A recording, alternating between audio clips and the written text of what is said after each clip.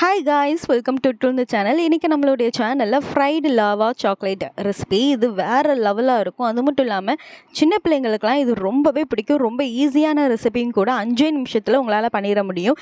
இதுக்கு ரொம்ப இன்க்ரீடியன்ட்ஸ்லாம் தேவை கிடையாது. வெறும் 2 பொருளை வச்சு அட்டகாசமாக நீங்கள் செஞ்சிடலாம். அதுவும் வீட்டில் இருக்கிற பொருளை வச்சு ஈஸியாக செஞ்சிடலாம். வாங்க இது எப்படி பண்ணலாங்கிறத பார்க்கலாம். இதுக்கு நான் இன்றைக்கி 100 கிராம் மைதாவை எடுத்திருக்கேன்.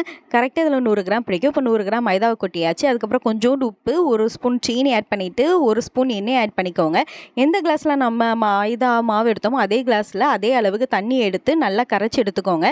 அதை நல்லா வடிகட்டினதுக்கப்புறம் வெறும் தோசை நான்ஸ்டிக் பேன் இருக்குது தெரியுமா, அதில் ஊற்றிட்டு இப்படி நல்லா ஸ்ப்ரெட் பண்ணி விட்டுக்கோங்க. எல்லா பக்கமும் படுற மாதிரி நல்லா ஈவனாக ஸ்ப்ரெட் பண்ணிக்கோங்க. ஸ்ப்ரெட் பண்ணிவிட்டு அதை நீங்கள் அப்படியே கமுத்துனீங்க அப்படின்னா மிச்சமாக இருக்கிறது எல்லாமே இதில் சேர்ந்துடும். இதே மாதிரி நல்லா பண்ணிட்டீங்க, ஈவனாக பண்ணிட்டீங்க அப்படின்னா உங்களுக்கு ரொம்ப ஈஸியாக இருக்கும். இதை நீங்கள் அப்படியே அடுப்பில் வச்சிங்க அப்படின்னா வெடிப்பு விழுந்துருது. அதனால் நான் டபுள் பாயிலிங் மாதிரி ஸ்டீமிங்கில் நான் இதை வச்சிடுறேன். வச்சுட்டு அதுக்கப்புறம் நீங்கள் எடுத்து பார்த்தீங்க அப்படின்னா வேறு லெவலில் உங்களுக்கு ஷீட்டு சூப்பராக ரெடி ஆயிரும். ஷீட்டு செய்கிறது ரொம்ப ஈஸி.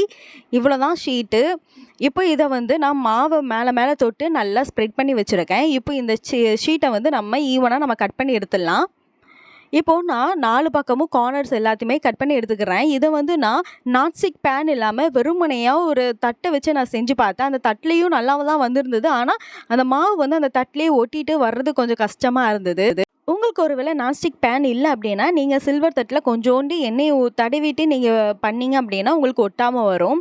நான் சில்வர் தட்டிலையும் பண்ணி பார்த்தேன், எனக்கு அது அவ்வளோவா வரல. அதுக்கப்புறம் இதை நான் நல்லா ஷீட்டு மாதிரி கட் பண்ணி வச்சுட்டு இப்போ நான் சம்சா மாதிரி நல்லா மடித்து எடுத்துக்கிறேன். இதுக்கு அதே மைதா மாவு நம்ம கரைச்சோம்ல, அதே மைதா மாவை நம்ம ஒட்டுறதுக்காக யூஸ் பண்ணிக்கலாம்.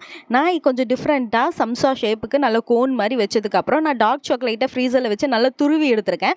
அந்த டார்க் சாக்லேட்டை உள்ளக்க வச்சுட்டு நல்லா நீங்கள் ஒட்டி வச்சுக்கோங்க. உங்கள்கிட்ட டார்க் சாக்லேட் இல்லை அப்படின்னா நீங்கள் 5 ரூபாய்க்கு டைரி மில்க் வாங்கி கூட நீங்கள் இதை பண்ணிடலாம்.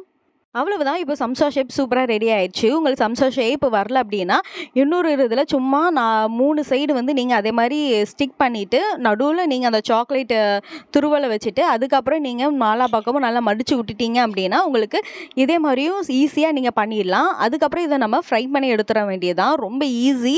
இது சின்ன பிள்ளைங்களுக்கு ரொம்பவே பிடிக்கும். அதுவும் நான் இதில் ஆட் பண்ணியிருக்கிறது டார்க் சாக்லேட் தான். உங்களுக்கு சாக்லேட் இல்லை அப்படின்னா நீங்கள் 5 ஸ்டார் அப்படியும் இல்லைன்னா நீங்கள் டைரி மில்க் ஆட் பண்ணிக்கலாம். இப்போ இதை நான் எண்ணெயை நல்லா சூடு பண்ணிவிட்டு அந்த எண்ணெயில் நான் மீடியம் ஃப்ளேமில் நான் எண்ணெயை வச்சுருந்தேன். அந்த எண்ணெய் நல்லா கொதிச்சதுக்கப்புறம் இதை அதில் போட்டு நல்லா பொரிச்சு எடுத்துக்கிறேன்.